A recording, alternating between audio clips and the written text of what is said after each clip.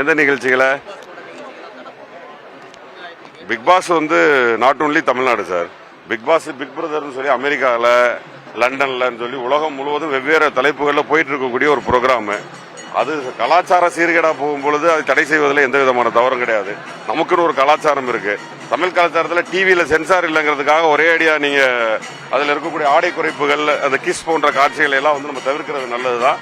Not only Bigg Boss sir, உலகத்தில் எந்த ஒரு நிகழ்வு மக்களுக்கு இடையூறா இருக்கும், மக்களை தொந்தரவு பண்ணும், மக்களுக்கு தேவையில்லாத நிகழ்ச்சியை தடை பண்றதுல எந்த தப்பும் இல்லை.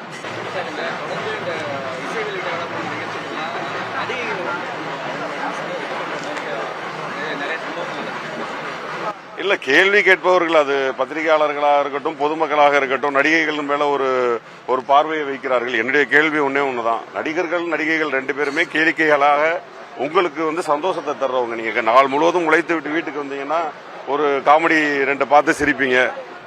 ஒரு வாரம் உழைத்து விட்டு ஒரு திரைப்படம் பார்த்து தான் உங்களுடைய இளைப்பாறுவீர்கள். அந்த மாதிரி உங்களுக்கானவர்கள் தான் நடிகர்கள் நடிகைகள். அது யாரா இருந்தாலும், அது இப்போ சினிமா சம்பந்தப்பட்ட யாரா இருந்தாலுமே அது மக்களுக்கானவர்கள், மக்களோட சொத்து. அது தன் வீட்டில் இருக்கக்கூடிய ஒரு சொத்தை தூக்கி போட்டு உடைச்சா எப்படி உங்களுக்கு இழப்போ, அந்த மாதிரி நடிகர்களையும் நடிகரையும் நீங்க இழிவாக பேசுவது உங்களுக்கு தான் இழப்பு. அப்படித்தான் நான் சொல்லுவேன். ஏன்னா நடிகர்கள் இலக்காரமாக பார்ப்பதுங்கிறது உங்களுடைய சொத்து தானே, உங்களுக்காக தானே அவங்க இருக்கிறாங்க. ஆடி பாடுவது என்பது உங்களை சந்தோஷப்படுத்துறதுக்கு தானே. அது மாதிரி பேசுறதை தவிர்த்துக்கலாம்னு எனக்கு தோணும்.